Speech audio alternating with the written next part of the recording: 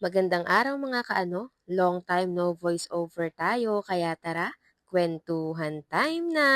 Siyempre, as usual, late upload na naman tayo dahil ang video na to ay noon pang May 23. Ayun, nabuhay nga yung GC namin dahil nagkayayaan nga na gumala nga raw kami sa SM. Sa totoo lang rin, mayroon kaming agenda ng mga oras na yan, meron din kaming oras, schedule, talagang ginawa lahat ni EM nung gabi. Pero alam nyo ba, umpisa pa lang, sira na agad ang schedule dahil late agad yung isa dyan. Hulaan nyo na nga lang kung sino. Imbis nga na alas 10 kami makarating sa SM, may inabot na nga kami ng siyam-siyam at 11:30. Nakarating na nga rin kami, kaya nga kumain na nga agad kami dyan ng tanghalian. Yung tatlo, noodles ang kanilang kinain, pero kami ni Mayan, iba nga. I-video ko kako sila, sarapan nila, kain nila. O ayan, shout out. Baka kailangan niyo po ng endorser o pack, ganun. At ayan nga, si Mayan, tapos na nga siyang kumain. At nung nayari na nga kaming lahat at nakapahinga na, dapat susunod kami sa aming next na agenda pero hindi na nga natuloy dahil ito nga ang aming nakita, yung tila dadaling ka daw sa ibang dimensyon. Nag-uusap nga kami dyan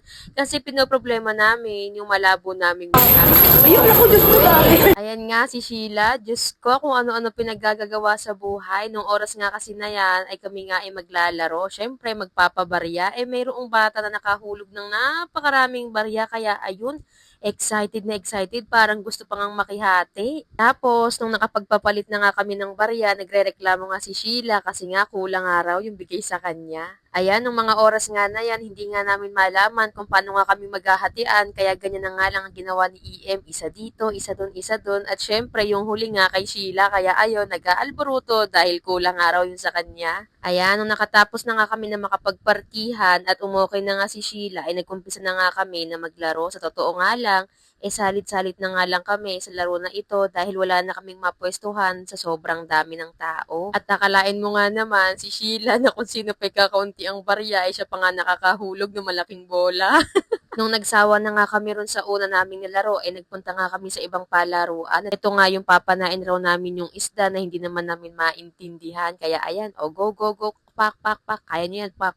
Si Mayan, kunwari lang yan, pero ubus na talaga yung taya ni Mayan dyan. At dahil di nga namin maintindihan yung isda na yan, ay lumipat na nga lang kami rito sa napakadaling laro, walang kasawa ang basketball. Isa na nga lang ulit yung bakante na palaruan, kaya nga nag-agawan na nga lang kami rito sa bola, pero akalain mo yon, tatlo-tatlo na kami rito, natatalo pa rin kami, Mariose. At alam nyo ba mga kaano, sa sobrang ingay namin, napatalsik nga namin yung bata doon sa kanan namin, tapos yung dalawang barya niya, ibinigay na nga lang sa amin na talaga namang lapis namin kinatuwaan. Hindi ko na nga lang yun na i-video kasi syempre hindi ko naman alam na bibigyan niya pala kami. Nung wala na nga kaming barya ay pinapalit na nga namin doon yung ticket. Si Sheila nga nawala na naman sa paningin ko. Yun pala, naninimot na naman ng ticket doon sa mga ibang palaruan.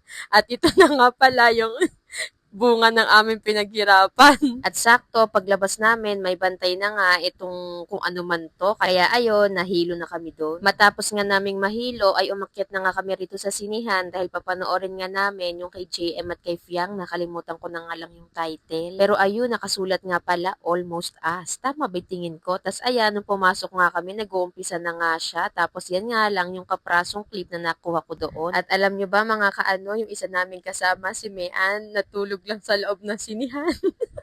Pagkatapos nga ng sinihan ay kumain na nga kami at nagkabayaran. Tapos nadaanan namin si Gerald Napoles dito nga rin sa SM. Tapos nung pauwi na kami, umuulan na kaya nagkape kami. Yun lang. Bye-bye!